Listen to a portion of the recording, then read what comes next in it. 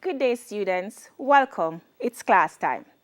Watch lessons on Television Jamaica, TVJ's YouTube channel, or on One Spot Media. We also are live on gojamaica.com. If you have questions on today's subjects, send them to the Television Jamaica's Facebook page at Television Jamaica or on Instagram at television_Jamaica, or use the hashtag TVJ Class Time. I am Gail Winter Farquharson, and I will be guiding you through CSEC Agricultural Science. This week, we're going to be looking at farm organizing and planning. Let's dig in. Now, today, our options are really wide. Now, the objectives today are 1, to define farm planning and farm records, state the importances of farm records and farm planning in agriculture, discuss the common records used on a farm, and 4, calculate total income, gross margin, total costs as it relates to agriculture farm management. Now, today we're going to tie our lesson around this big question. It says, Frenchie, a farmer from Wilson Valley, Trelawney, went to a bank to obtain a loan. He had increased demand for his produce and wanted to increase his production. He had no record, hence his loan application was denied. Explain fully the importances of record keeping and farm planning. Discuss common types of records he may need and how to calculate his profit or maybe loss. So remember this question as we proceed. So let's dig in. What is farm planning?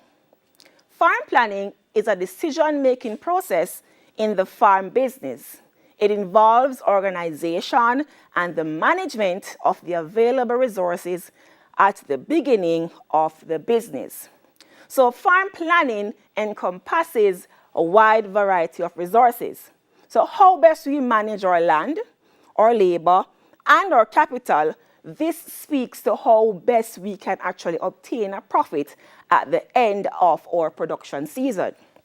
Now, farm planning actually outlines the intentions of the farmer and his resources. What are his plans to utilize his available resources? And it allows the farmer to select the most profitable venture out of all the alternatives that he has. Now, there are importances that are attached to farm planning.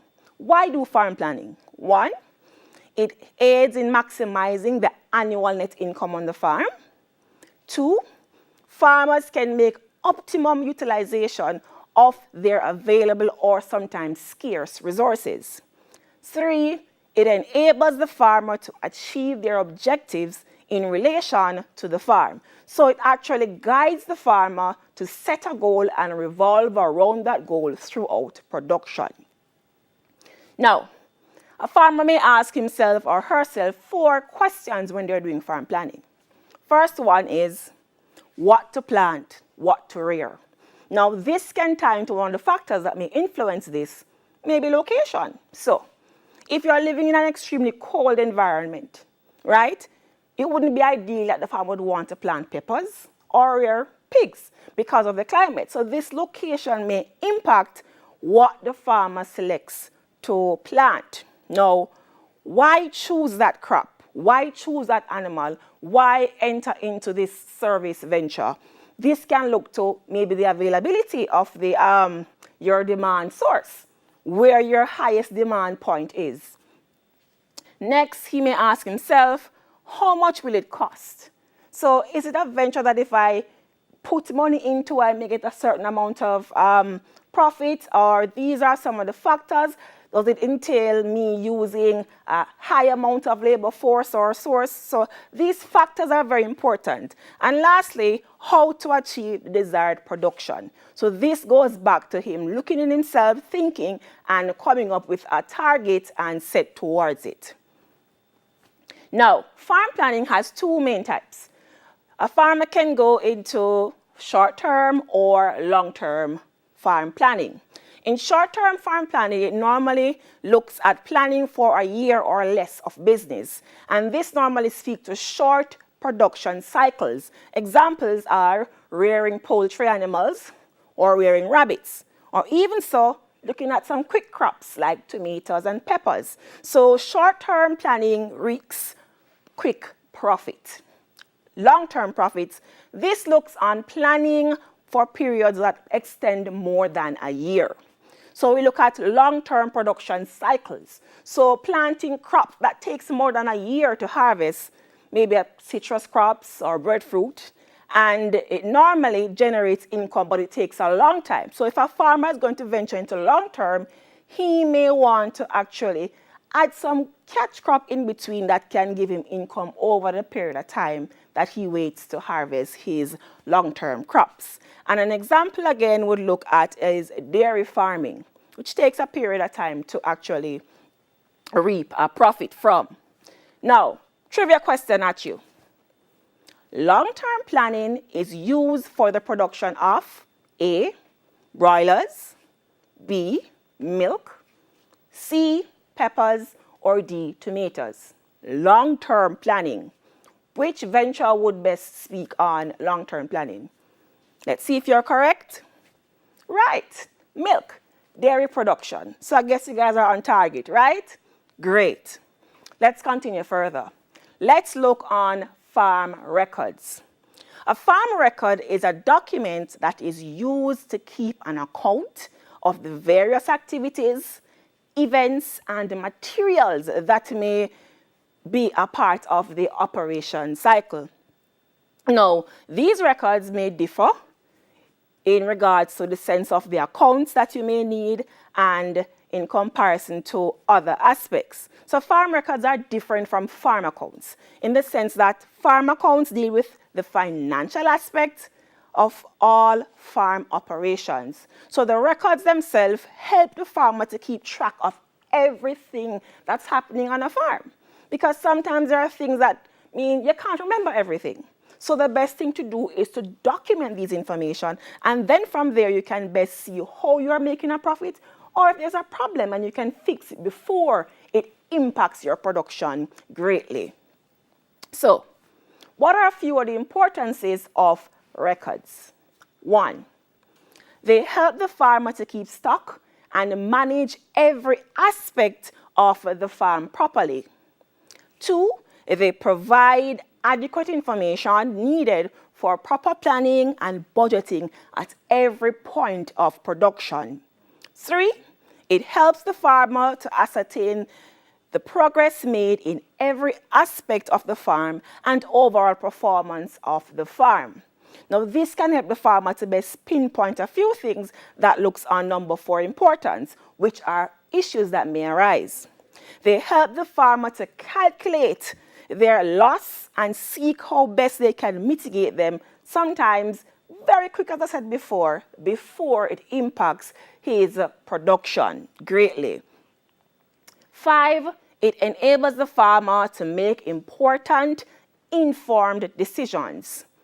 So for example, if the farmer is going to do a cut in the amount of employees he has, he would draft one of his records to see how best he makes a profit with the most suitable amount of employees. So for example, he would do a staff cut by 2 persons because he needs to improve or step up on the amount of profit he's making for the year. So the records are important if a farmer wants to make some very important decisions throughout his production cycle. And 6, it helps the farmer to monitor changes in price and the purchases and the sales. 7, it presents evidence of good management for the procurement of loans and grants and government assistance. So therefore, if a farmer wants to venture to get assistance, normally they would say, okay, then show me proof that you're a farmer or that you have been making some progress with production. And normally that will speak, here on a man, show me your record, show me the proof that, things are going for you and I can invest in your business. And last, it helps in calculating annual tax. And yes, I said tax. Farmers do pay tax, right? Good. What are some of the characteristics of a good farm record? First, farm records should be easy to access. So if the farmer isn't available, fine. If it's a written document, because most farmers in the Caribbean, they normally practice writing their information, while some persons maybe go to, utilizing the technology. So it should be easy to access. If the farmer isn't available, you can just best, go find and pull up the records. Next, it should be easy to do. So it shouldn't be so difficult that, only one person understands what's happening in your record-keeping system. So it should be easily done. 3, it should be simple, useful, and effective. So you must have the important detail that you should look at or what you're looking for. So if you're going to look at recording the amount of animals, you need to have a few details there. So for example, maybe to whom the animal belongs. So its parents. These are a few information that should be there if you're going to generate a certain production record.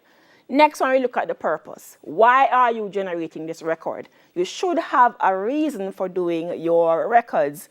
And 3, number 5, it should be accurate and complete. It must be precise. You must have your calculations correct. You must be adding up your sales correctly to know how much money you're going to spend, how much money you're going to get into the business. So you must take your time to ensure that it is done accurately to reflect and look very accountable when you're going into the bank, And last, we should have essential information. So the information there should be valid and to the point. Now, there are different types of records that are on a farm. Now, today we'll be looking at a few of them. A typical farm. So a typical farm would have an inventory record, production record, financial record, and labor and consumable at times. Now, the inventory record speaks volume on what the farmer would have in his possession based on his items, and the production looks on livestock and crop records, while the financial record speaks on the inflow and outflow of money from the business. So it looks on the income and the expenses of the farm business.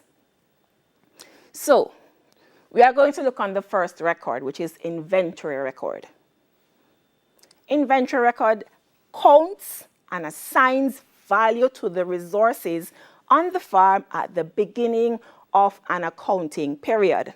Accounting period normally speaks to a full year. So 1 year would be what we consider an accounting period. Now, you have small farms and we have large farms. So on a small farm, farmers would normally only have maybe just one inventory record to factor all the elements on his farm. While on a large farm, normally have multiple inventory records. Now, these are a few things that we're going to look at when we return from our break. So we're going to pause right here, and we're going to take a quick break. So stay with us, stay tuned, sit down, and we'll be back.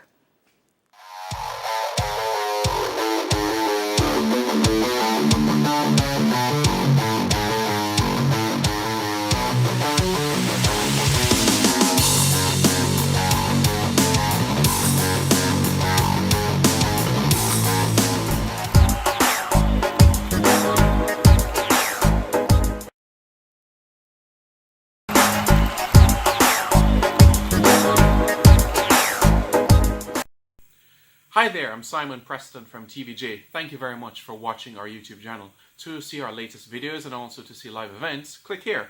To see our full videos on onespotmedia.com, click here. Thank you very much for watching.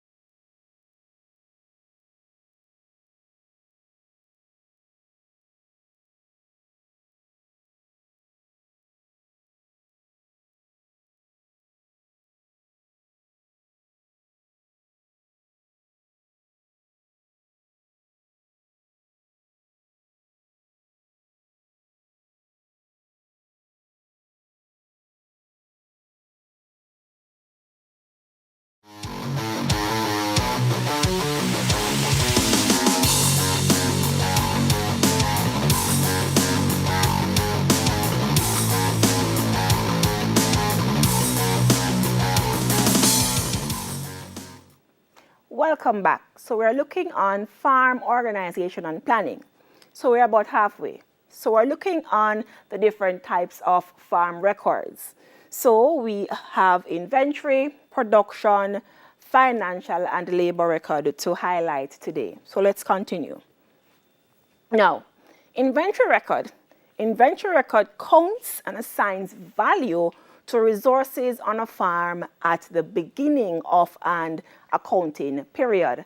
As I said prior, an accounting period normally speaks to a year of production or 1 year. Now, inventory records are utilized on different farms. On small farms, they normally have one inventory because a small farm normally have few items to take into consideration. So one inventory would suffice the entire unit. Now, on a large farm, we look on multiple inventory records. So, for example, you would have an inventory that factors the different buildings on the farm. Now, when they have multiple records, multiple inventory records, what happens is that they can actually every year see what's happening over time because they're utilizing the same record so they can reflect on past information. Now, what are some of the importance of having an inventory record on your farm? One, it determines the net worth of your business. And the net worth speaks to assets and your liabilities. Next, it computes non-cash expenses such as depreciation. Items over time lose value, like a motor vehicle. So for example, you have a machete. It was bought 2 years ago. Over a period of time, what happens is that the machete loses value based on use. And don't get me wrong, sometimes some items, they're not even used and the value is lost over time. Now, few examples of inventories. We have machineries here. So an example, if anybody can pinpoint, we have maybe a rotavator here, plow. We have examples of buildings. So we have farmhouse, barn, pigsty, greenhouse. These are examples of buildings that we take into consideration when you're doing your inventory on buildings. Then we look at tools and equipments. Here we have machetes, wheelbarrows, rakes, shovels, spade, hammers. These are all things that we would consider as a part of our inventory. Here is an example of an inventory record. Before we said an inventory should have correct information or important information. So an inventory here, we're looking at the serial number, description, date purchased, cost, repairs, current worth, and the sale price. So let's say we're going to address each implement based on the number. So we're going to assign a number. So for example, let's say it signifies machete 24. It's new. That's a description. When was it bought? It was bought December 15, 2020. It was bought for $1,200. No repairs because the implement is new. Then we look at the worth of it. It's worth $1,200 and the sale price, because it's new, would have been sold for the price we bought it for. Let's look at the first machete we bought, M01. The description, it has a broken handle. It was bought 2 years ago, March 2018. The cost then was for $1,000. Handles need to be replaced, and it has been replaced temporarily. The current cost, remember we said, that some items lose value over time. So currently, after 2 years, the cost for the machete is around $600. And if I were to sell the item back, I would say, give me $400 and go. So over time, items lose value, and an inventory record can assist in pinpointing how much items you have on the farm, the state of the items, and if you need to replace anything on the farm. And another example here is an inventory record, but this one, in the description area, it states the name of the actual implement. So let's look at here, we have a weed whacker. How many do you have? We have 2. At the beginning of the accounting period, the cost for it was $4,800 for both. The value at the end is $4,000. So over the accounting period, the item lost value $800, right? And the comments or the remarks would be it's in good condition. So by looking at your record here, you can say, here, man, let's look what's happening here and move forward to make a decision. Next, we have our production record. A production record is used to report the performance of a crop or livestock enterprise. Now, for example, we have crop records. Crop records would include soil conditions, cropping patterns, looking at the building location. These are a few things that you can draft from a crop record. Livestock record, you can look at the breeding cycle of the animal, the mortality rate of the animal, how do they perform, how do they react to the feed, are they converting their food properly. These are a few things you can draft from the production record. Also, labor records, sometimes they be linked to finding details on the animals in the production record. So for example, it may look on, how many work hours were actually placed into the production cycle. But pulling away from such, let's look at a sample of a production record. Now, here we have a sample of a production record. One, it speaks on what crop we are actually planting, the variety, how many was planted, when was it planted, when did we harvest. It looks at land preparation, the types, what did we use. In the remarks, where we have land preparation, in the remarks section or column, we have hired contract labor. So here, employment was actually stuck to the production cycle. So we can now draft our labor record to see, a breakdown of what the labor force look like for the production of lettuce. Now, the production record speaks on breaking down what was done throughout production of the crop. Now, a few importances of production record is one, it makes productivity and it gives you a projection to future plans. So therefore, based on the level of production, you can increase, you may decrease, you can make future plans based on how your production rate is going.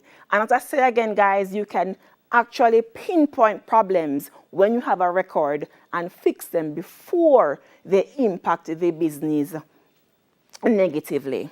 Two, a production record identifies the strength and the weakness of your farm, which ties into pinpointing your areas of weaknesses and fixing them. Also, when you're going to apply for any grant or to any funding agency, they would ask for records. And one important record they're going to ask for is your production record. Next, we look at our labor record. Now, labor record records the name of the worker, payroll number, the days they worked, how much did you pay them, if they worked overtime.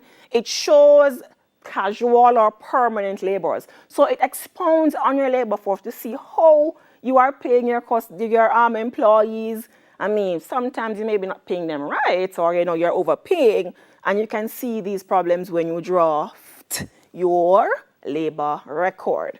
So a sample of what a labor record may look like is here. We have the employee's name, maybe up top, or the name of your business.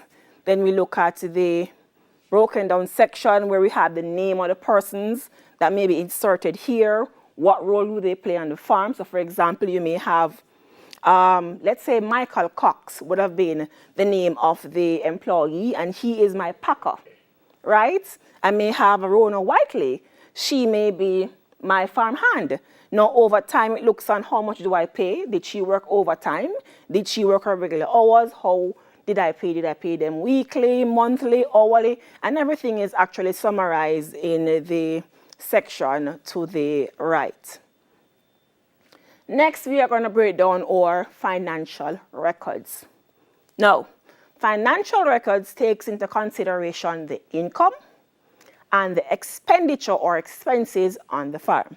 So income speaks to the inflow of money on your farm, and expenses will speak to how the cash leaves your farm. So what do they include? Financial record, we are going to look at the profit and loss account, assets, liabilities, net worth statement, or sometimes it can be called balance sheet. Fixed and variable costs. First one. Fixed costs is associated with the input that does not change based on the level of production.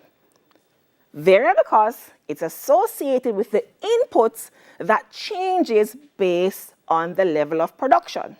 So, let's say you are going to rear, 100 chicks, 100 poultry animals, right?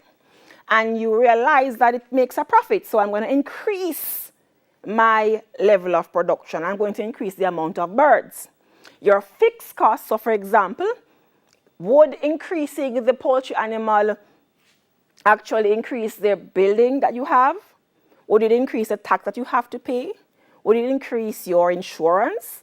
These things would not directly be impacted if you increase your production. So any input that actually does not change based on how your production is happening, that would be considered a fixed cost, right? But if you're going to increase the production or decrease the production of poultry animals, it would impact things like what? Feed.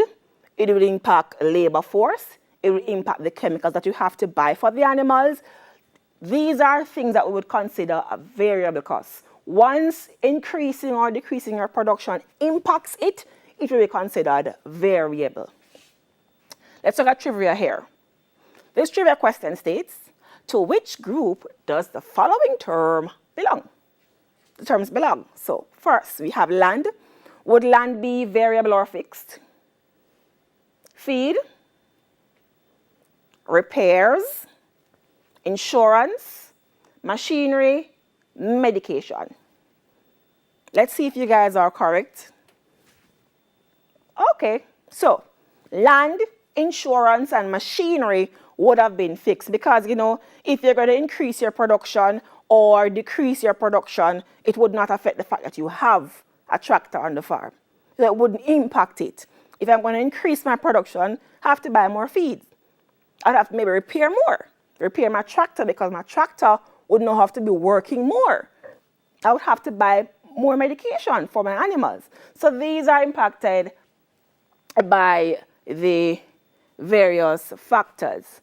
Let's look further on assets and liabilities. What are assets? Assets are items owned by the farm business that have value.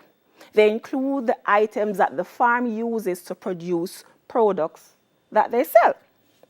Liabilities are debts owed to others, including commercial lenders, vendors, and private individuals. So assets are items that are owned by the business, whilst liabilities are items that they are owed.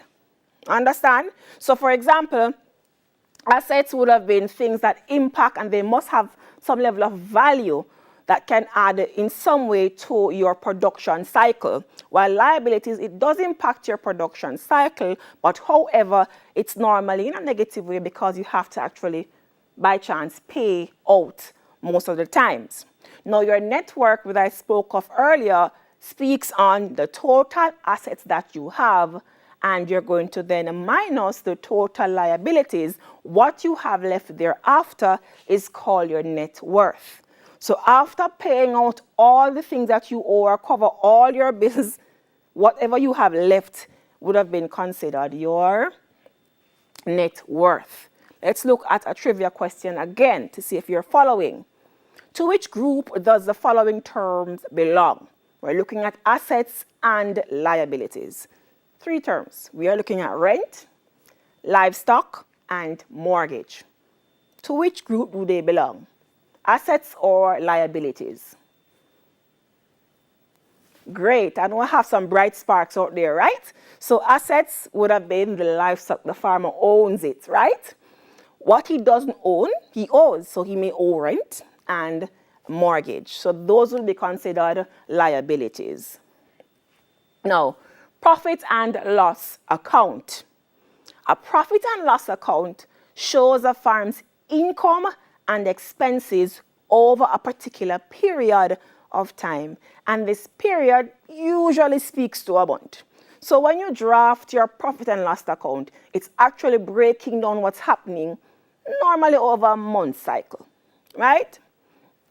Now, an income statement now speaks on more of a summary. So an income statement is a summary of the income and the expenses that occurs over a specific period. And we go back to the term again, an accounting period. And an accounting period is usually a full calendar year, right? So income statement would speak on a broader summary in comparison to the profit and the loss account. Here is an example of the profit and the loss account. Now we have receipts and expenses. On your left side, we have the income. And income, as we said before, looks on the inflow of cash in the business or exchange services. We look on the expense on the right-hand side, which speaks to the outflow of cash, things that the farmer would have to maybe purchase to assist in his production, like your labor, he has to pay his laborers, right? Seedlings and such. So these are examples of how what a profit and loss account may look like on a farm. So at the end of the month, you may have your total, so you will see how much money was spent and how much money was made. And at this point, the farmer can make a change. He can say, here on a man, I'm spending too much money on my labor. So I may cut few other persons or, one of the persons. And he can make adjustments prior to or before the end of its accounting period. We look at a balance sheet. What is a balance sheet? In farming, a balance sheet shows the value of assets left for the farmer after all claims and liabilities have been paid. So after he has cleared up all his expenses, anybody he owes, what is left is called, as I said before, is net worth. And you'll see this very regularly. So we have assets and liabilities, all his assets. And you can see here, these are familiar terms in agriculture. So they normally use the same terms over a period of time. So you may have land, building, machinery, crop. These are examples of assets that you may see quite often. And liabilities are wages, rent, mortgage, and creditors. Just look out for the terms that you can maybe ease when you're doing your balance sheet. So the assets here, so it's a very big figure. So this is $305,000. Liabilities are $304,200. Now, how do we calculate our income? The income, we use three facts. One, total fixed costs, total variable costs, and total income, or what we may sometimes say, gross income. Production record. So let's go. The production record here expounds on the fixed input, fixed costs, and variable costs, and income. So on this side, we have all our fixed costs. On our fixed costs, we speak on land, rental, depreciation, and again, students, these terms are normally repeated when they are looking on fixed costs. Variable costs, we have medication, labor, electricity. These are all, again, topics that may be, terms that may be repeated. Your net income, how do we calculate your net income? Your net income speaks on the total costs, which is the total variable plus the total fixed costs. Now, the net income is calculated by deducting the total costs from the total income. Now, the extract below shows the total fixed costs, the total variable, and the income. How would I generate my income? I would first add the total variable and the fixed cost, which is $2,500 plus $35,500, and I would get $38,000. Then what I would do is now deduct my total costs from my total income, and what I get would now be my net income, which is $52,000. So just pay attention to the example there. Next, we have our gross margin. How do we calculate our gross margin? We look on deducting the variable costs from the total income to calculate our gross margin. And gross margin is very important because it shows the farmer, how the variables are impacting its production over time. And if you get a high gross margin, that means you're well on your way to profit. So gross margin is deducting the variable cost from the total income. Based on our extract there, we would deduct 35,000 from the 90,000, and what we get would have been our gross margin. Trivia question thrown at you guys. Let's see if you're moving fast as I am. Which of the following records is designed to give information on the yields on the farm? We look at production, inventory, financial, and labor. The answer is production record. Great. Now, remember our question from the beginning that we threw out? Now, are you now better able to answer the question based on what we did today? Right. So you are asked to explain and discuss information in regards to what was said. So today we looked at farm planning. We also looked at the importance of planning, types of planning, different records, some of the characteristics of record keeping, the types of records on a farm. We actually looked on the produce. We looked at liabilities, what was owned, what's owed. We looked at the fixed costs. We looked at variable costs, profit and loss accounts from the farm. And we looked how to calculate the income and gross margin. Now, as a farmer, guys, always remember that you have to dig deep into the information. So today is just a tidbit to tell you that once you're in agriculture, just like any other business, you have to plan, and keep planning. So the quote for today is, good records does not ensure your farm will be successful.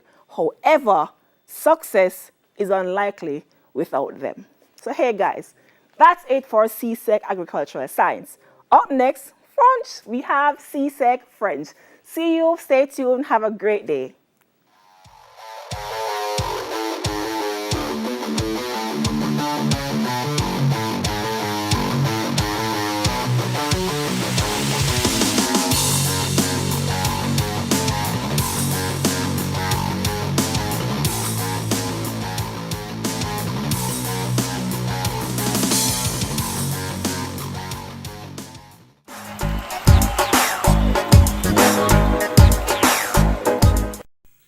Hi there, I'm Simon Preston from TVJ. Thank you very much for watching our YouTube channel. To see our latest videos and also to see live events, click here. To see our full videos on onespotmedia.com, click here. Thank you very much for watching.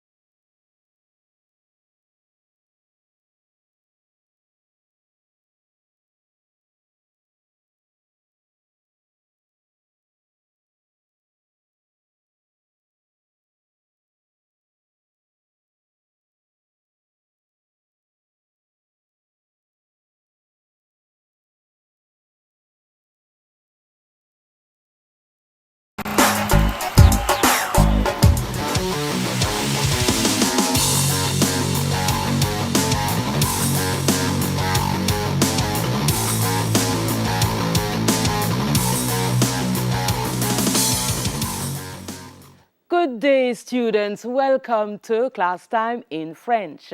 Je m'appelle Léonie Wallis et je suis votre professeur d'aujourd'hui.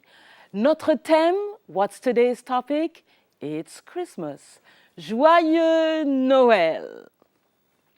Joyeux Noël. That is how we say Merry Christmas in French. So today, our objectives are going to be to learn how to say Merry Christmas and Happy New Year. The second objective, you're going to learn how to say what you did over the past year. And finally, you're going to learn to say what you want for Christmas. So let's begin the class. Are you ready? On y va. Oh, regardez, look, j'ai reçu une belle carte de Noël. Une carte de vœux. Une carte de Noël. I received a wonderful Christmas card. What does the Christmas card say? I'm going to read it. Vous écoutez? Que Noël et la nouvelle année vous apporte tout ce que vous désirez. So, wishing that Christmas and the New Year bring to you everything that you desire. Tout ce que vous désirez. And that is my wish for you today. Okay, so let's get started. Notre première activité, qu'est-ce que c'est? Faire une carte de vœux. We're going to be making a Christmas card as our first activity today. Alors, vous êtes prêts? On va commencer.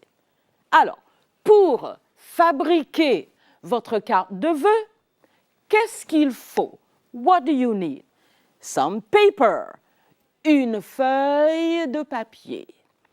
Or, you can use ton ordinateur, your computer. So get some paper or open your computers and we're off. Alors, pour fabriquer votre carte de vœux, qu'est-ce qu'il faut? Il faut des crayons de couleur, your crayons, ou alors des feutres, markers, un stylo pour écrire votre message, to write your message, ou alors un crayon, a pencil. So you need to gather all those things together to make your Christmas card. Ta carte de Noël. On continue? Vous êtes prêts? Bien. Alors, la feuille, il faut la plier en deux. Plier. So you're going to fold your card in two. Et le message est à droite. Your message is going to be on the right and your drawing will be on the other side, also on the right. Ton dessin à droite aussi et ton message tombera à l'intérieur. So your message will appear inside your card. C'est clair? On continue? Très bien. Alors, une carte sur ordinateur. So the card you're going to use, you're going to make on the computer, il faut 2 pages. 2 pages. Page 1, votre image est à droite. So you're going to put your image on the right. Et puis, le message aussi, page 2, so that it will fall right there on the second page. OK? Très bien. Voici la carte. Maintenant, le message. Quel est le dessin? So you can write and you can draw. You can draw baby Jesus, l'enfant Jésus, or you can draw a Christmas tree, sapin de Noël, or you can draw Santa Claus, le Père Noël, which is really Father Christmas, le Père Noël, that is Santa Claus. Bien, on a notre dessin. Maintenant, on va faire le message.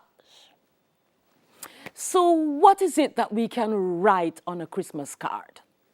Merry Christmas, Happy New Year, all the best. That is what we're going to learn to write in French. So I've got some messages for you that you can use for your own Christmas card, your carte de vœux. Premier message. Joyeux Noël et bonne année 2021. 2021, 2021. Merry Christmas and Happy New Year 2021. Le deuxième message, c'est simple. Joyeuses fêtes. Happy holidays. Joyeuses fêtes. Short, simple message. Un message court et simple. Troisième message, simple aussi, also very simple. Meilleurs vœux. Vœux. Best wishes. You notice it sounds like the verb vouloir. Je veux. Qu'est-ce que tu veux? Same thing here. Meilleurs vœux. Best wishes. The fourth message I'm going to show you is a bit longer. So you're going to make sure that you take it down correctly. I'll read it for you. Joyeux Noël. Merry Christmas. You know it already. Joyeux Noël.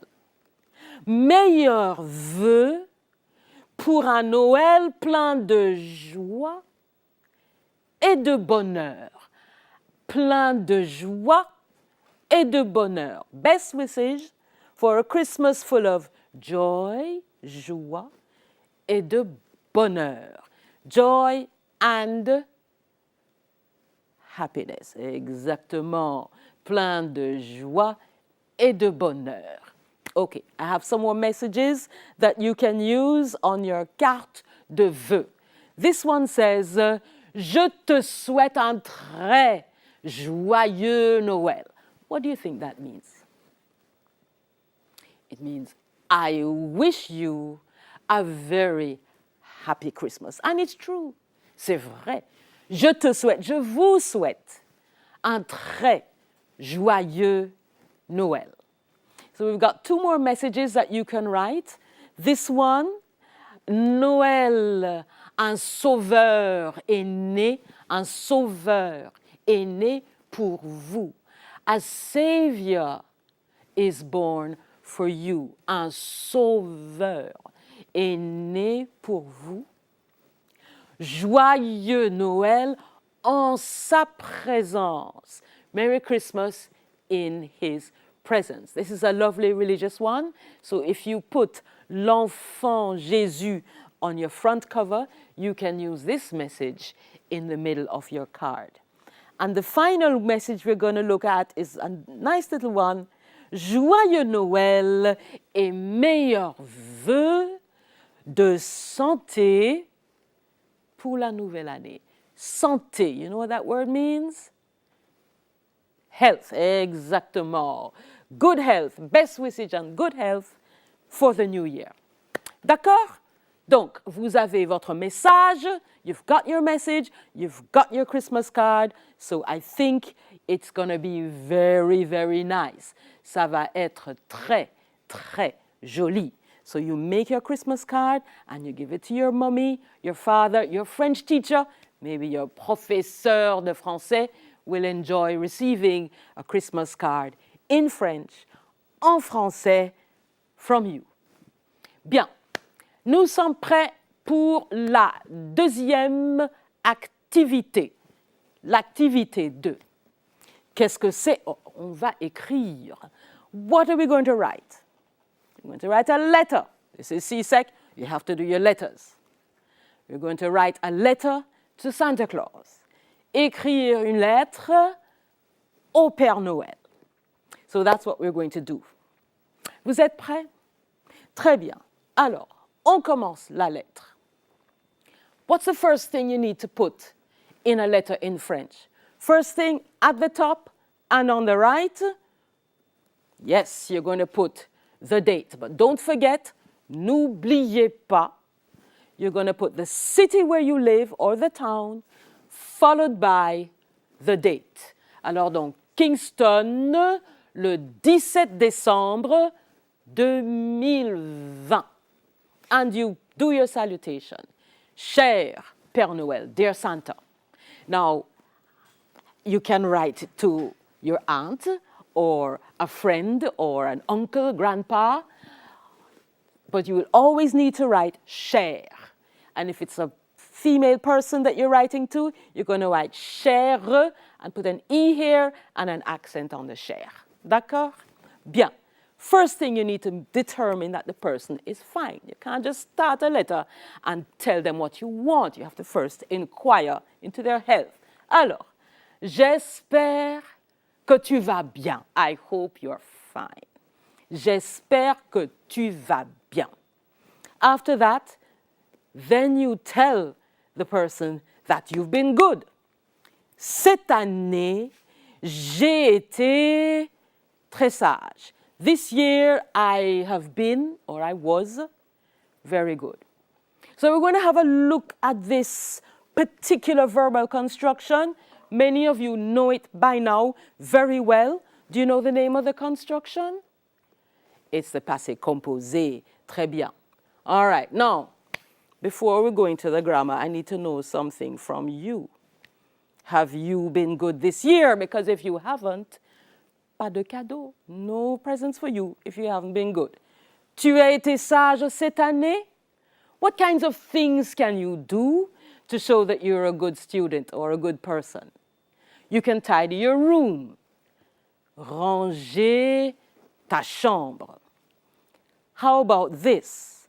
You know this expression in French? Oui, très bien. Faire la vaisselle. Vaisselle. Faire la vaisselle. OK? Et enfin, you can mettre la table. Mettre la table. So all of this, il est très important d'aider tes parents à la maison. You've got to help your parents at home. So all these things we're going to put in the letter, and we're going to use this famous tense, the passé composé. Now, you also need to do well at school. Il faut bien travailler à l'école. So you have to work well at school so you can have une bonne note. Il faut faire tes devoirs, do your homework, et avoir de bonnes notes. Get good grades. Bien travailler à l'école, faire tes devoirs, avoir de bonnes notes. So we've got quite a few verbs that we're going to be looking at, so we can do our little grammar segment now. So you know the passé composé, and you know that it is made up of two verbs. You've got your auxiliary, avoir, meaning to have, and you've got your past participle. Now, if you're not sure what a past participle is, just think of it in English. When you say, I have spoken, spoken is your past participle, okay? So, we're going to start with conjugating the verb avoir. You all know it. Conjugate it with me. Let's go. J'ai, tu as, il a, elle a, on a. Nous avons, vous avez, ils ont, elles ont. So you know this means have. I have, you have, he has, she has. On a means we have or one has. Nous avons, we have. Vous avez, you have or you plural have. Ils ont, masculine plural. And elles ont, feminine plural. So we've got the verb avoir and we're ready.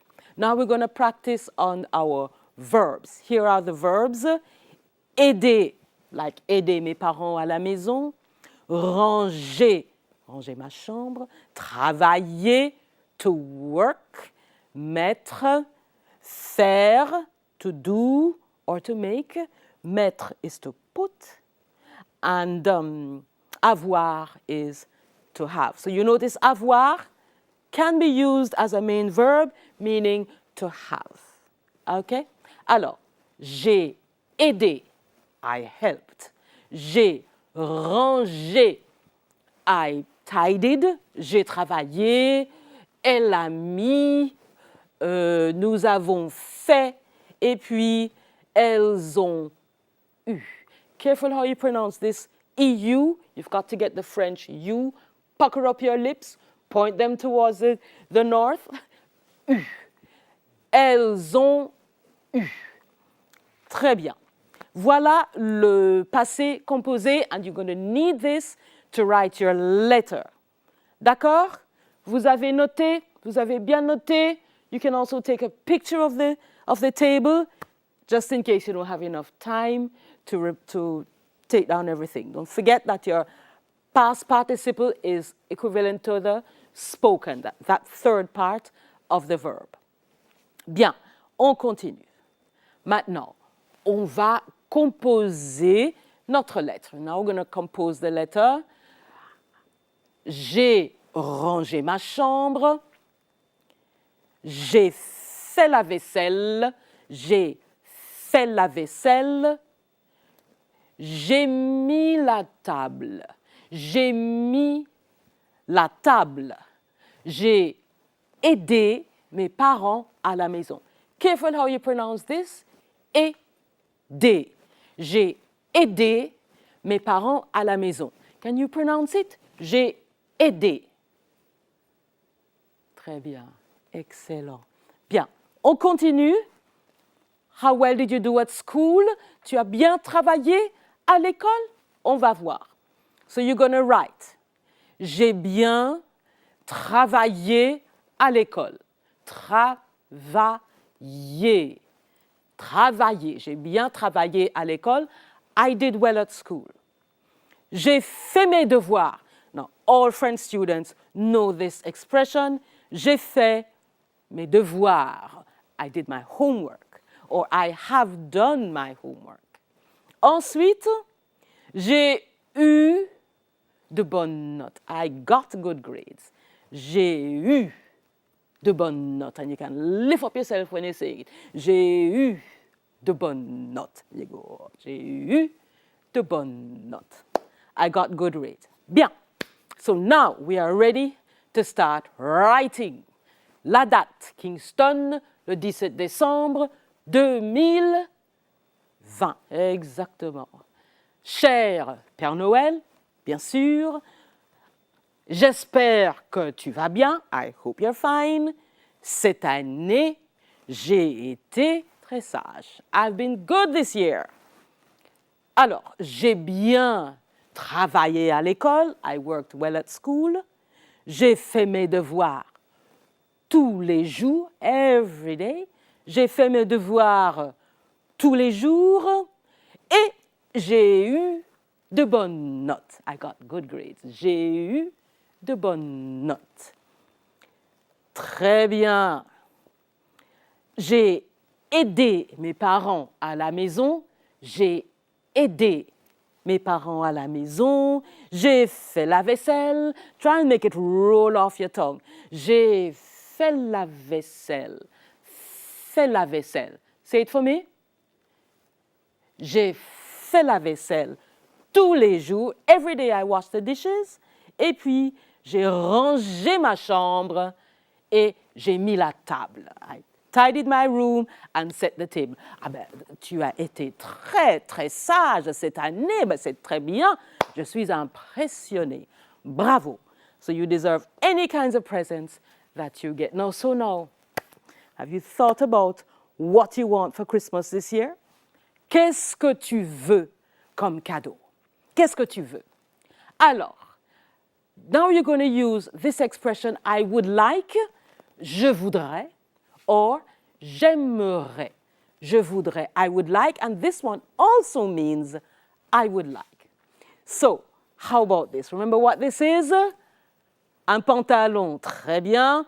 Un nouveau pantalon. Un t-shirt, un beau t-shirt. Alors, une chemise, une belle chemise. Et qu'est-ce que c'est? C'est une robe, une nouvelle robe. Cette robe est rose, une robe rose. Ensuite, ça, qu'est-ce que c'est? Oui, des baskets. Ce sont des baskets. Je voudrais des baskets. J'aimerais une belle chemise. Je voudrais des chaussures. Chaussures. Maybe your mouth is puckering up. That's the French U. Chaussures. Je voudrais des chaussures. Can you say that? Je voudrais des chaussures. But perhaps you would like some, I don't know, computer equipment? A computer? Un ordinateur portable. Ordinateur. Un ordinateur portable. That's a laptop. Et ça, tout le monde connaît. Ah oui, oui, oui. C'est un... Oui, très bien. C'est un téléphone portable. Ensuite, ça, c'est une tablette. Une tablette, you know, this is almost the same in English. Une tablette. Ou alors, maybe you might need some headphones. Un casque. Un casque. Donc, comme cadeau cette année, as a gift, for a gift this year, I would like, je voudrais un casque. Je voudrais un ordinateur portable. Bien, donc voici notre lettre. Cette année comme cadeau, je voudrais un téléphone portable, des baskets et une belle chemise. That's a shirt. Et ma sœur, you have to think about your brothers and sisters. So you could also put mon frère. Et ma sœur aimerait, notice there's a T here and there's an S here. Don't mix those up. Je voudrais, ma sœur aimerait une nouvelle robe. She wants a new dress. She wants a new dress. Des chaussures, some shoes, et un nouvel ordinateur. Bien. D'accord? On continue? C'est bon pour l'instant? Super. Alors, voici notre belle lettre au Père Noël. Cher Père Noël, j'espère que tu vas bien. Cette année, j'ai été très sage. J'ai bien travaillé à l'école, j'ai fait mes devoirs tous les jours et j'ai eu de bonnes notes. See all our verbs conjugated for us. Cette année, nouveau paragraphe, put that in a new paragraph now. Cette année, comme cadeau, je voudrais, I would like, un nouveau téléphone portable, I want a new phone, des baskets et une belle chemise, a nice shirt. Et ma sœur aimerait, my sister would like, une nouvelle robe, des chaussures, des chaussures et un nouvel ordinateur. Très bien. So this is what your letter is going to be looking like. So now we've come to the end of our letter, right? So you have to end it, you know, yours truly, yours faithfully. In French, they say gros bisous. They also say grosse bise or je t'embrasse très fort. Now, these endings are for writing to somebody who is close to you, a good friend, a relative, parent, grandma, and le Père Noël. Gros bisous, grosse bise, je t'embrasse très fort. Now, why is it that French people write about kissing at the end of a letter? Because, as you know, when French people meet, they touch each other's cheeks and make a kissing sound. Just like that. On fait la bise sur la joue. But of course, you know what's happening today? C'est la COVID-19. So you can no longer, you can't be kissing on the cheek anymore. On se touche les coudes. On se touche les coudes. Donc ça, c'est fini. But you can do it in a letter. So you write it in your letter. Gros bisous, you choose one, okay? Don't write all three. You can say gros bisous, or grosse bise, or je t'embrasse très fort. And you're ending à très bientôt, see you soon, and don't forget to sign. La signature. N'oubliez pas la signature. Voilà, donc on a fait une belle carte de vœux. You've made a wonderful Christmas card. Et on a fait une lettre au Père Noël. Très bien. Right. So we're now going to do a little bit of revision. C'est le grand quiz de Noël. Let's hope you can remember what we did. Right. So I'm going to ask you 8 questions, 8 expressions to see how much you remember. Alors, vous êtes prêts? Bien. Question numéro 1. Comment dire Merry Christmas en français? Qu'est-ce qu'on dit? Ouais, Joyeux Noël. Très bien. Joyeux Noël. Question numéro 2. Question numéro 2. Qui est ce monsieur? Santa Claus et en français, le Père Noël. Très bien, le Père Noël. 2 answers out of 2, très bien, 2 sur 2. Question numéro 3. Best wishes. En français, comment dire ça? Oui, exactement. Meilleurs vœux. Meilleurs vœux. Question numéro 4. Happy New Year. En français? Oui, très bien. Bonne année. So on the 31st of December, le 31 décembre, ou le 1er janvier, you're going to wake up and you're going to say, bonne année, bonne année. Voilà. Maintenant, question numéro 5.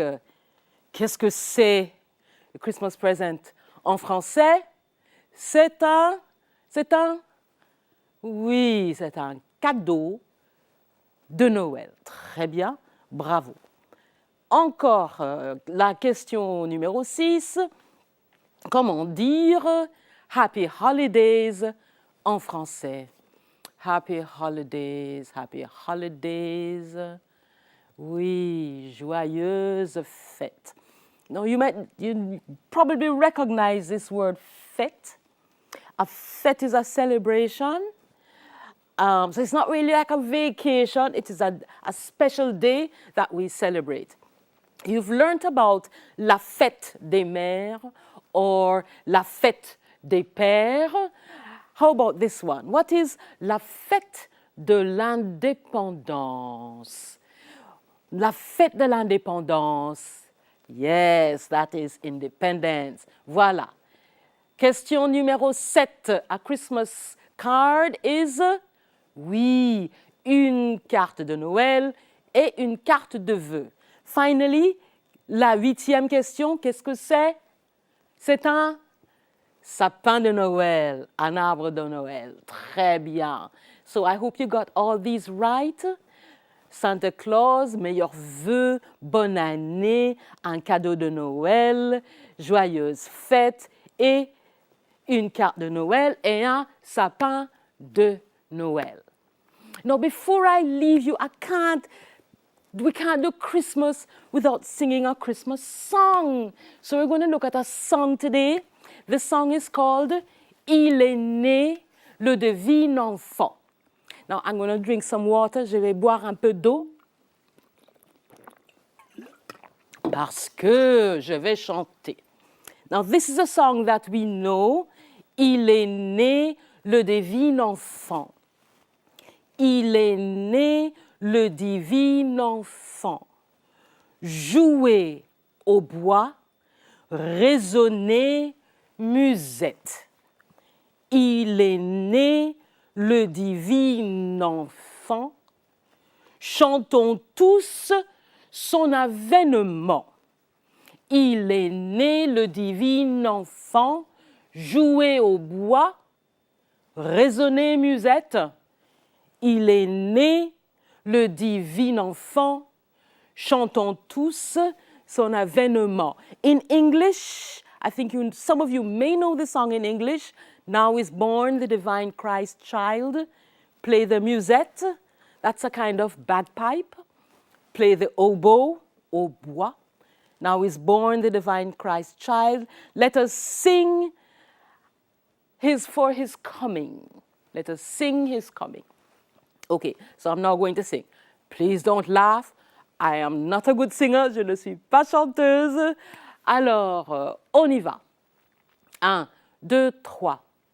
Il est né le divin enfant. Jouez au bois, résonnez musette. Il est né le divin enfant.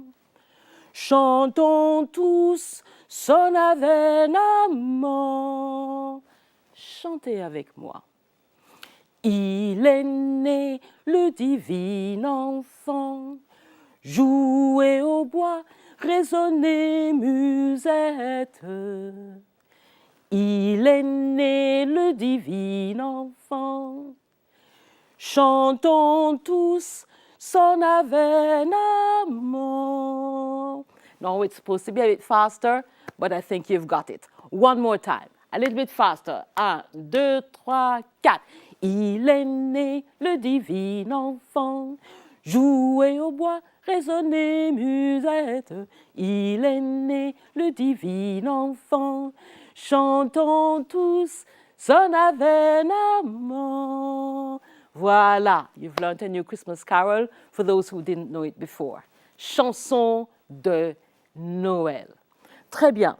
Now I've created a Christmas quiz for you, and so you can go online, joinmyquiz.com, and the number for the quiz is 59 009 556.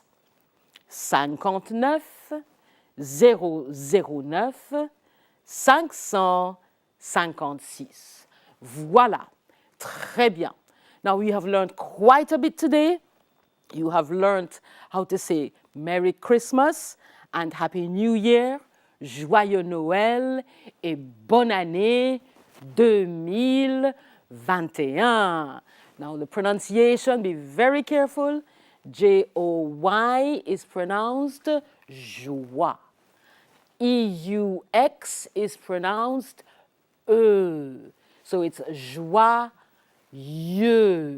Joyeux. And you'll notice Y-E-U-X, those are your eyes in French. Les yeux. So it's the same thing. Joyeux.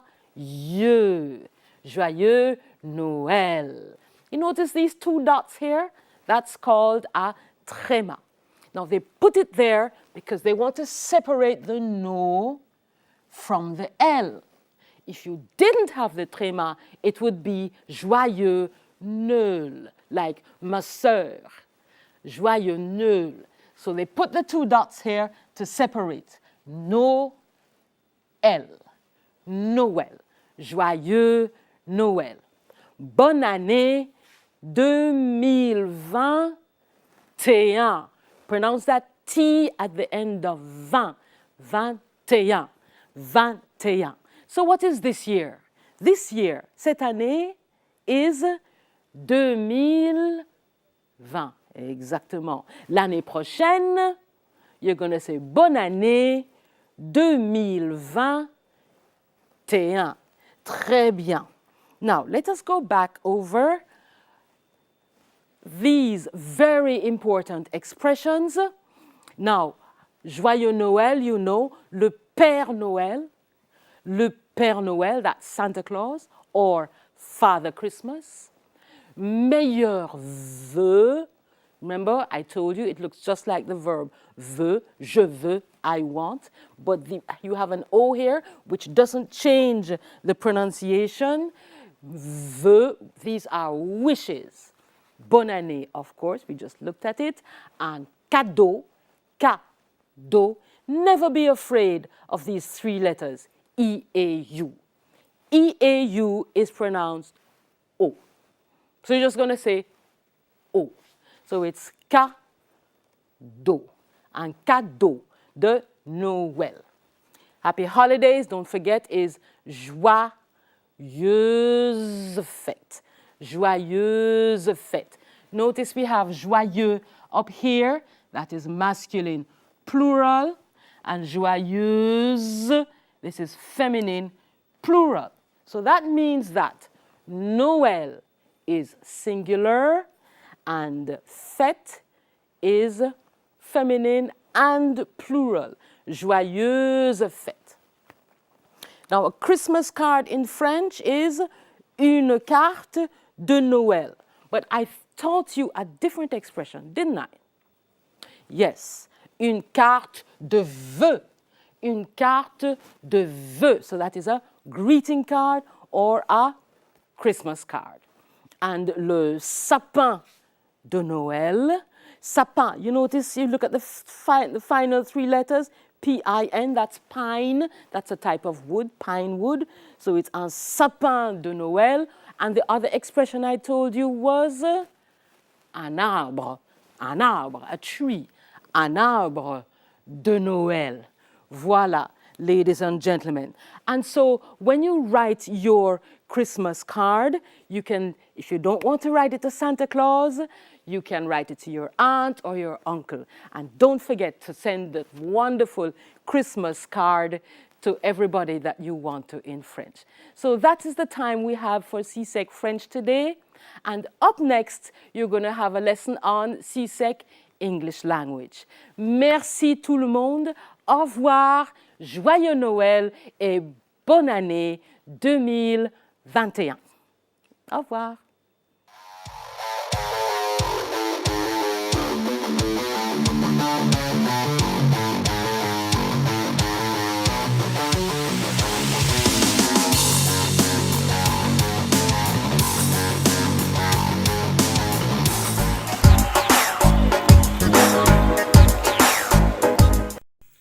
Hi there, I'm Simon Preston from TVJ. Thank you very much for watching our YouTube channel. To see our latest videos and also to see live events, click here. To see our full videos on onespotmedia.com, click here. Thank you very much for watching.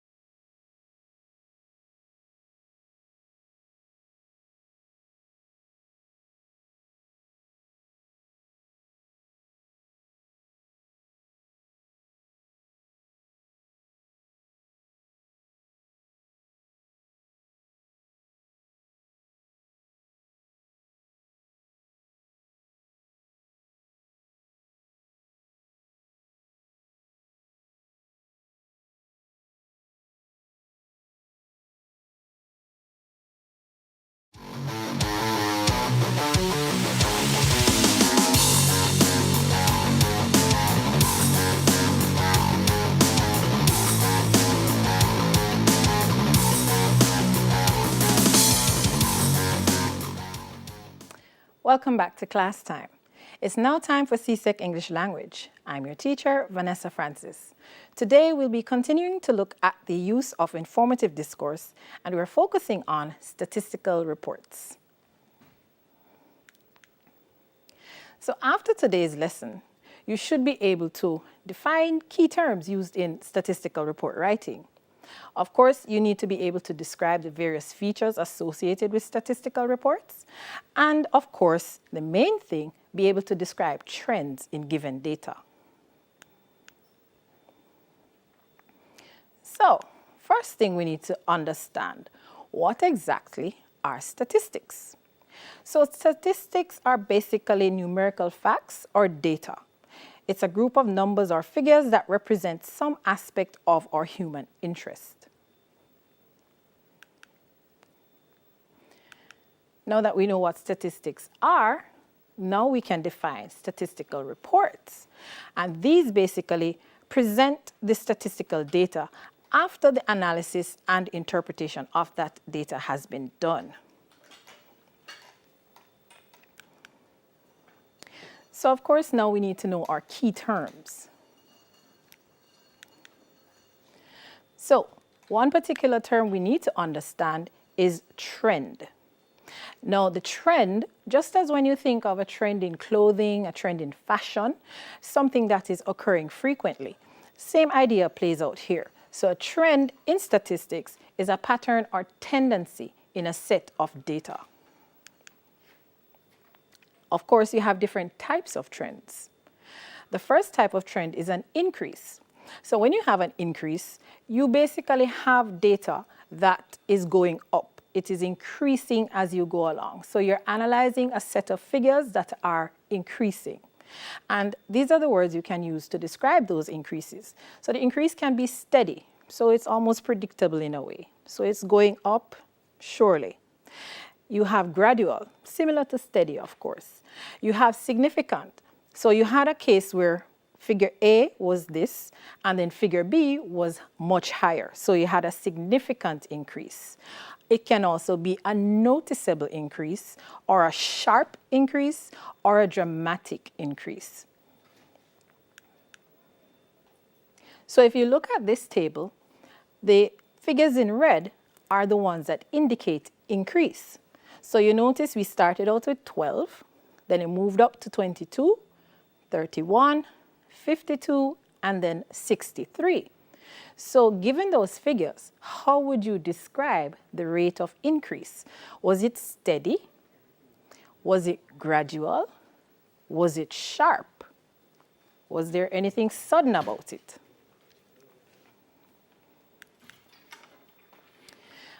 On the opposite end, we have decrease. So of course, when it is decreasing, you can use the same descriptors as well. So the decrease can also be steady, gradual, noticeable, sharp, dramatic, or significant. So we're back to the original table. And now we have a different set of figures in red. And these figures now are showing the decrease. Now notice, we start at 65 in the first month. Then it goes down to 49, down to 27, down to 15, and then to 3. So how would you describe the rate of decrease? Is this gradual? Is this sharp? Is it dramatic? Look at the figures carefully and you can determine what term is the best one to use for that. Our next trend, consistency or stability. And in this case, you're looking at figures that they may change, but they're not really changing to an extent that requires you to say that they're increasing or decreasing. They're changing, but the change is not noticeable. So how you can describe something that is consistent, marginally increasing or marginally decreasing. So it just changes by like 1 or 2, maybe 5, nothing significant. So it can be minimal, it can be slight, or it can be relatively consistent or relatively constant. So the figures, they're like this with a little blip or a little dip, but nothing like this. It's not moving up and down. So it's hardly changing over time because in a real life situation, when you're collecting data, it's highly unlikely you're going to get the same figures every single time.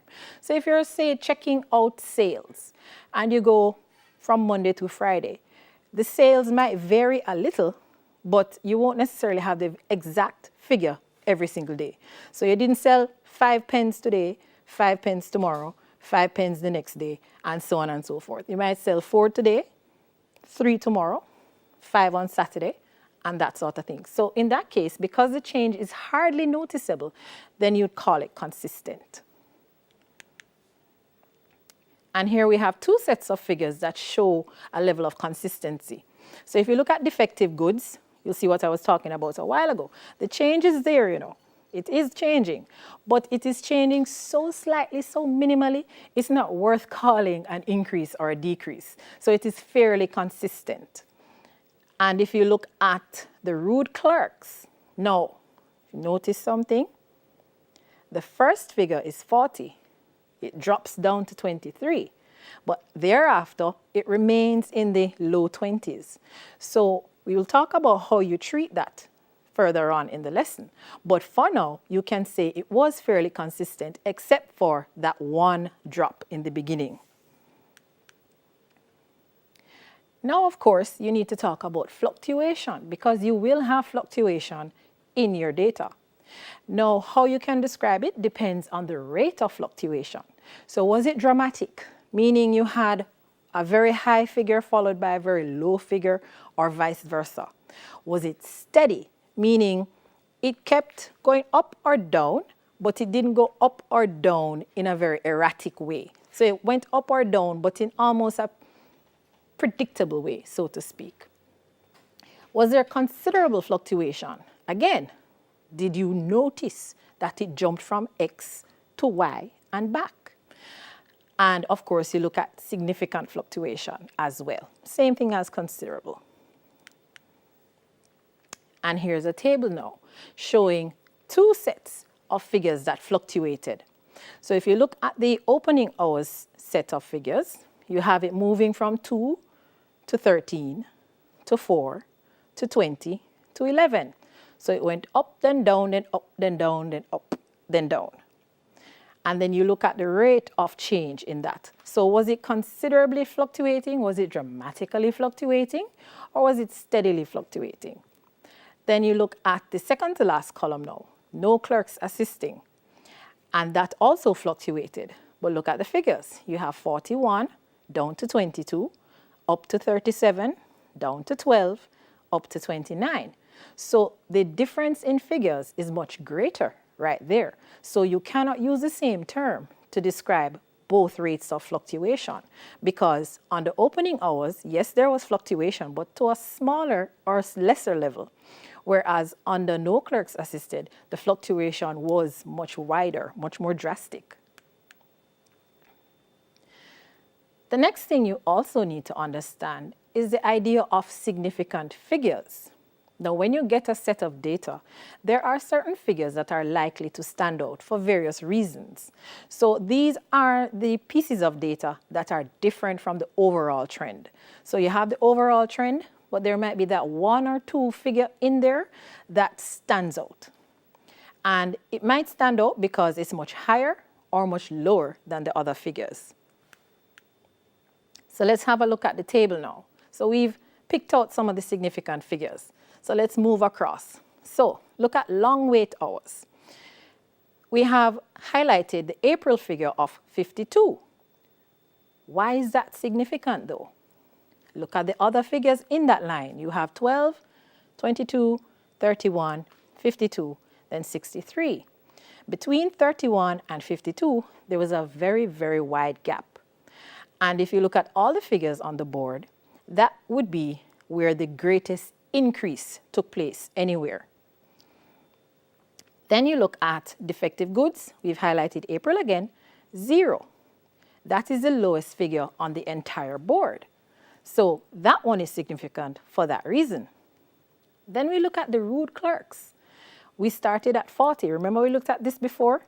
We said that outside of that one figure, everything else was relatively consistent. So we have to highlight that figure because it is the one that is the odd man out. Then we move to the last column. We have two figures highlighted. So in January, there were 65 complaints. And if you look on the board, that 65 is the highest number of complaints for the entire period. So that's what makes it significant. Then we look at March, where there were 27 complaints. Now, for that to be significant, we look at the month before, which was February, there were 49. So right between the 49 and the 27 for those 2 months is the biggest decrease on the board. So these figures are significant for various reasons. So now that we understand trends, we need to know the steps. What do you do when it's time to write your report? First step, naturally, you have to look at the figures in front of you. So you have to analyze the data, and in analyzing the data, do what we just looked at a while ago. Try to get the overall trend. See what is happening. Consistency, increase, decrease, fluctuation, which one? So look at these figures now. And these are the ones we'll be working with as we go through the steps. So we have 4 different car types and 4 different years. So we have the total for each car per year, as well as for each car over the period of time. So make sure you try and remember this. You'll see it from time to time though, so don't worry. All right. So first thing now, we're looking at the general pattern. So for the Ranger, we noticed that it increased at a steady rate. We also noticed it had the highest in total sales. And we should have noticed also that the Ranger sales were 4 times the sales of the Civic and twice the sales of the Intrepid. Now we turn to what was there for the Intrepid. Their sales were fairly steady, and overall it had the 3rd highest figure in sales. Move to the next car in the lineup, the Prelude, and it had an initial increase, and then after that it stabilized. So it was fairly consistent after that initial increase. Then it is also the 2nd highest overall. And the last car in the lineup, the Civic, was relatively consistent. However, unfortunately, it had the lowest overall sales amount. So the next step now, of course, make note of any data that is different. So remember those significant figures. So after you look at the general trend, see what is happening, going up, going down, changing, staying put, you need to look at the significant figures now. So here they are again. Look carefully, each column, each row. What do we see happening? See anything sticking out? Anything exceptionally high? Anything exceptionally low? Any sudden change? All right, let's get into it. So, off-trend data. So this is outside of the trends we noticed. We noticed that the highest total car sales occurred in 2009. The next thing we noticed is that the Ranger had an significant increase in 2009, which perhaps contributed to the high car sales. We don't know yet. We also noticed that the Intrepid experienced a very sharp decrease in 2007. For the Prelude, nothing really happened. So the figures were fairly consistent for the Prelude. And for the Civic, there was a significant decrease in 2007. So our next step now, we have looked at the overall trends. We have picked out the numbers that stick out. So of course, you're going to check for the relevant data and make sure it is accurate. So you would have looked back on the table and matched up the figures you wrote down with the figures that are actually on the table. So here are some things you should have for the Ranger. Steady increase, highest total sales, 4 times that of the Civic, twice that of the Intrepid. What you should have for the Intrepid, fairly steady sales, 3rd highest in total sales. For the Prelude, initial decrease, and then it stabilized, second highest in total. And then for the civic, relatively consistent. You had a sharp increase in 2007, but lowest sales overall. So those are the data that would be needed in the report. So now, of course, you're going to think how to logically arrange the information. So far, what we were doing, we just looked at each row moving across, each column, sorry, moving across. But for the report, would that make sense to talk about the different vehicles in that order? You have to look at it. Does it make sense to move from this one to that one to that one as it was on the table? Or do you need to reorganize them? And you should be able to figure out how to reorganize them. So you need to decide on what order you're going to present the data in. And you need to determine how the data is going to be grouped. Now think about it. When we were looking at the data for each car, we said which one was the highest, then the second highest, then the third, then the fourth. So right there, that is a logical way to arrange it. Talk about the car that was highest first, and then the one after, and then the one after, and then the one after that. Not true. So after you've done all of that, you have written your first draft. Naturally, you need to read it over because you can't just say, oh, I'm so great, I can write it one time and hand it in, boom. No, baby, it does not work like that. You need to write it, yes, and then you need to make sure you check it, that you have no grammatical errors, because remember, you're being marked for grammatical errors. It is English, not math, English. Please don't take offense, math teachers. So you need to ensure that you check for grammatical errors because that is part of your grade. And you need to make sure that everything is organized properly. You have included all the details you should, and you have excluded the details you do not need. That is important. So there it is. Carefully reread it. Make your necessary corrections. And here we have a sample for you. Again, it is a sample. So it is just an idea of how you could have written it. You could have chosen to go a different way and it may work, but this is a way you could write it. So we can look at the fact that the Ranger had the highest overall sales among the four car types. And over the period, the Ranger sales increased steadily, as we noticed in the table, and it had the greatest rate of increase in 2009. Additionally, the Ranger sales were quadruple that of the Civic and twice that of the Intrepid. The Prelude sales were the second highest and remained relatively consistent over the last 3 years, following a significant decrease in 2007. Then now we're moving into the Intrepid now. The Intrepid sales were third and remained relatively consistent over the period. The Civic sales were the lowest over the period and were also relatively consistent, except for a sharp increase in 2007. So we have arranged the data according to numerical order. So we have ranked them from first to fourth, and we have spoken of them in that order, which is very logical. So now it's your turn to do a little work for yourself. So here is your cue. So you're going to look at the pie chart that comes up next. And this pie chart is based on national expenditure for a developing country. And the idea is that after you have done this, you're supposed to create a report on how the money was allocated among the various ministries. Keep in mind the total budget is 40 billion. So here is our pie chart. So look carefully at the pie chart. So we have it color-coded. So purple is education. And if you look on the chart, you'll see that it's 18%. So it got 18% of the 40 billion. Health is next in line. It got 20% of that 40 billion. National security got 16%. Public utilities, 12%. Agriculture, 10%.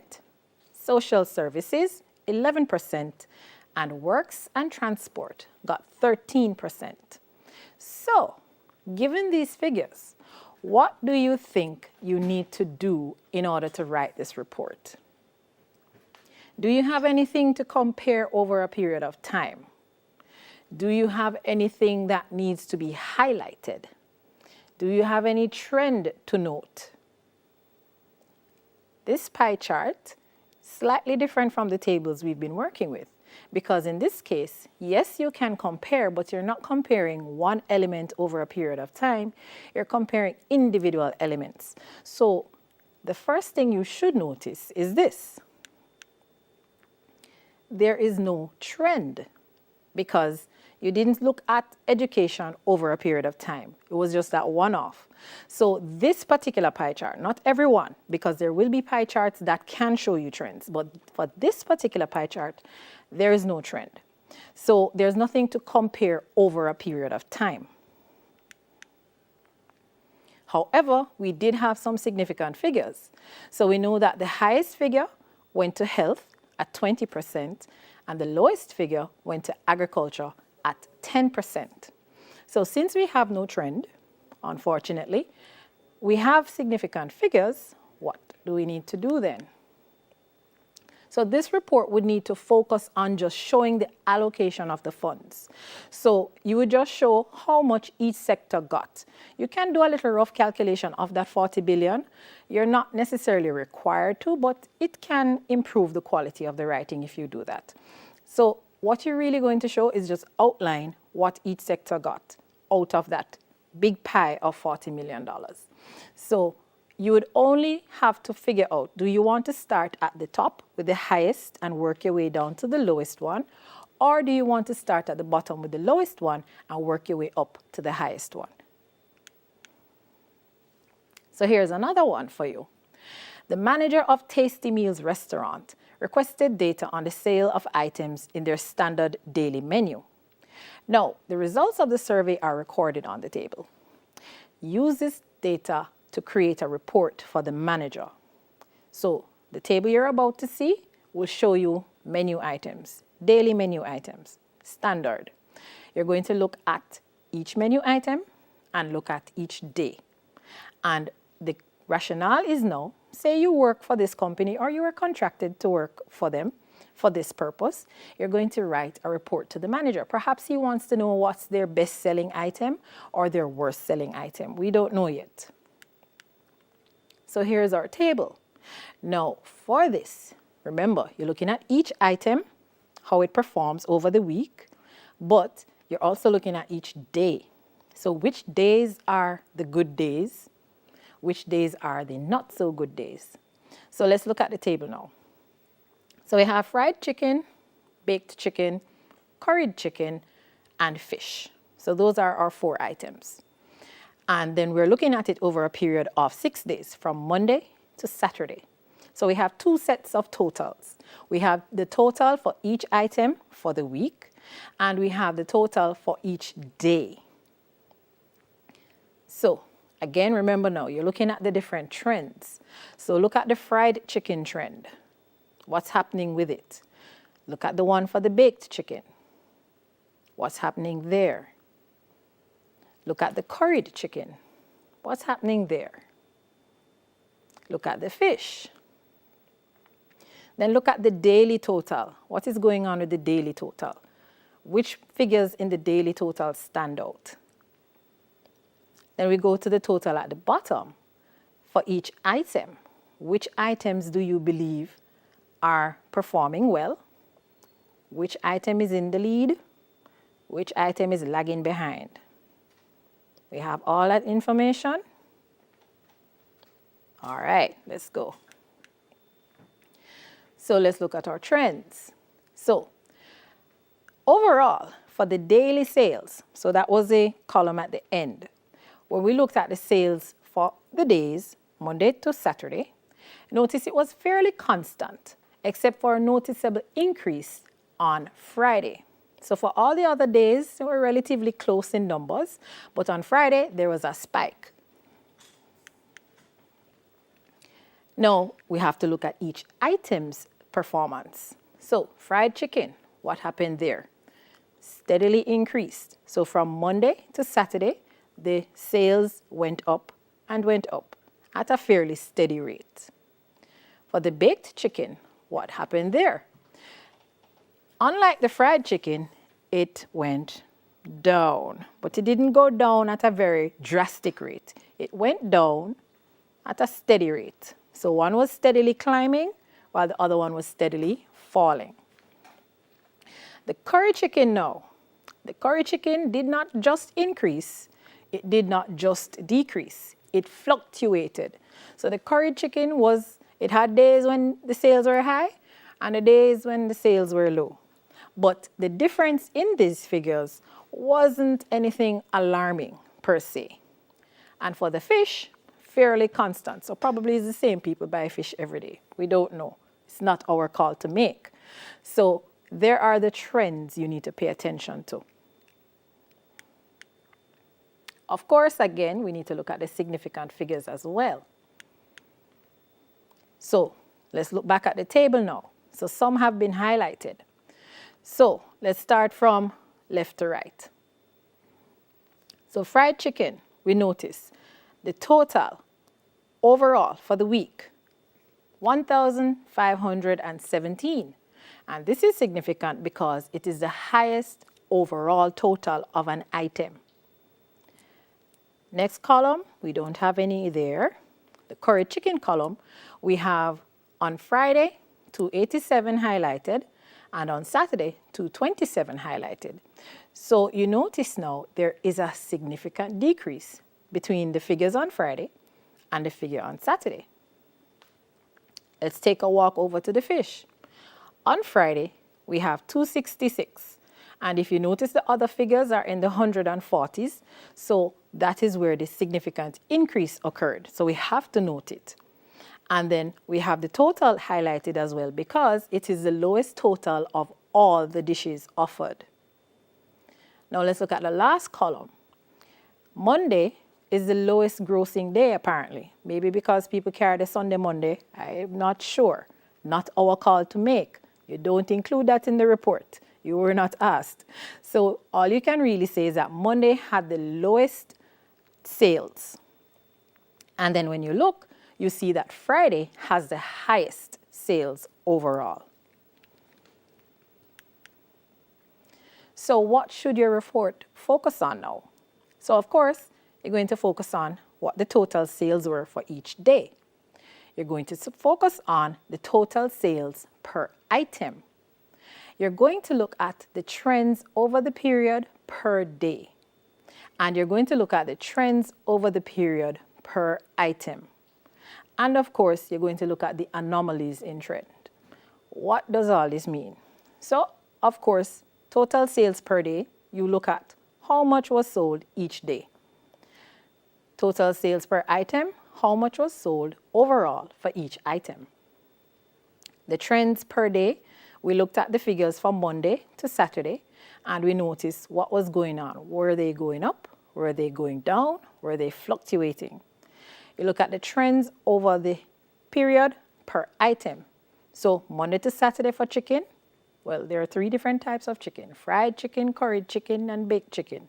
So you look at those trends. What was going on for each one? What was going on with the trend for the fish? And of course, you look at the anomalies in the trend. So you're going to highlight those significant figures. So remember, when you're doing your statistical reporting, you cannot just look at the figures and start working.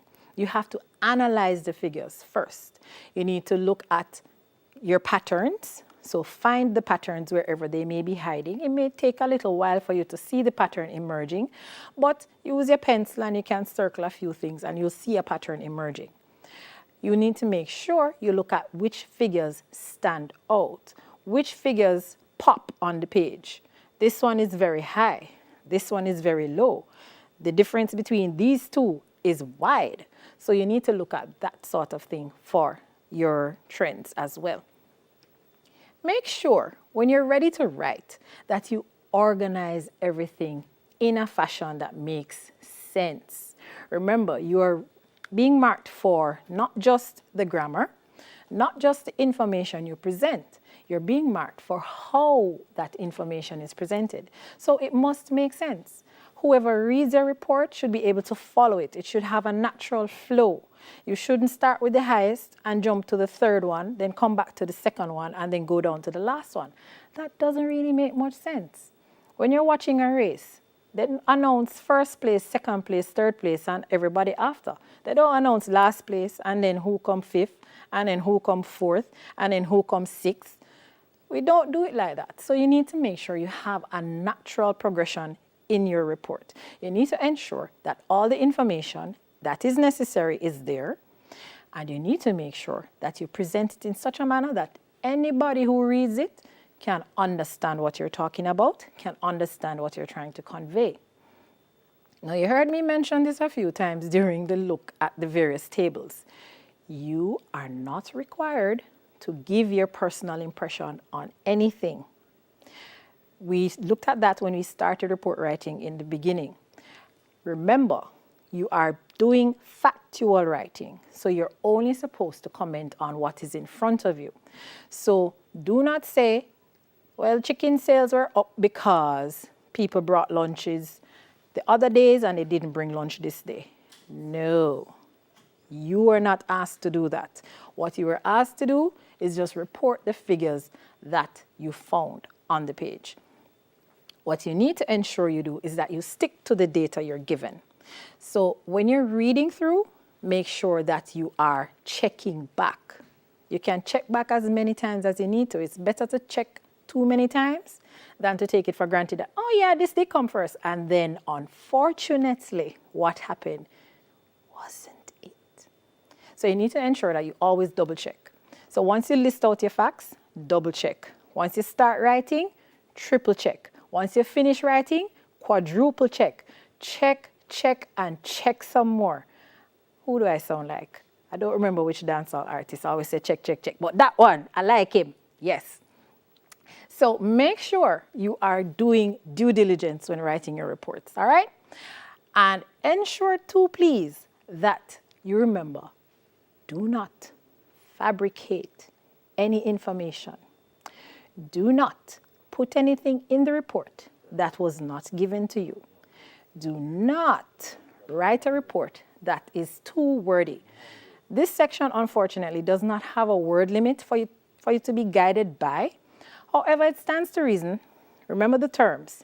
Concise. Remember that word? We've been saying that word several times. Make it concise. So you're not going to go overboard with what you're explaining. You're going to stick to the points you need to make the points, move on. All right? Also ensure that when you're finished with the report, whatever format you were told to write it in, you have followed that. Sometimes you have to write a letter. Sometimes you just write a straightforward report. So make sure you also look at the question you're given and that you follow the information that is there. So my dears, that's the time we have for English language in CSEC. You can watch today's lessons again on onespotmedia.com and on JNN between 4 p.m. and 7 p.m. Class time resumes tomorrow at 9:45 a.m. right here on TVJ. Until then, keep safe.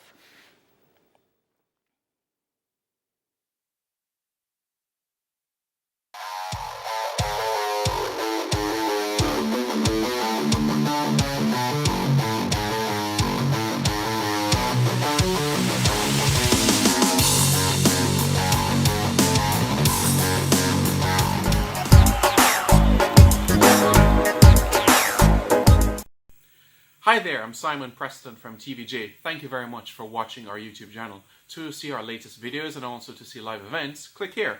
To see our full videos on onespotmedia.com, click here. Thank you very much for watching.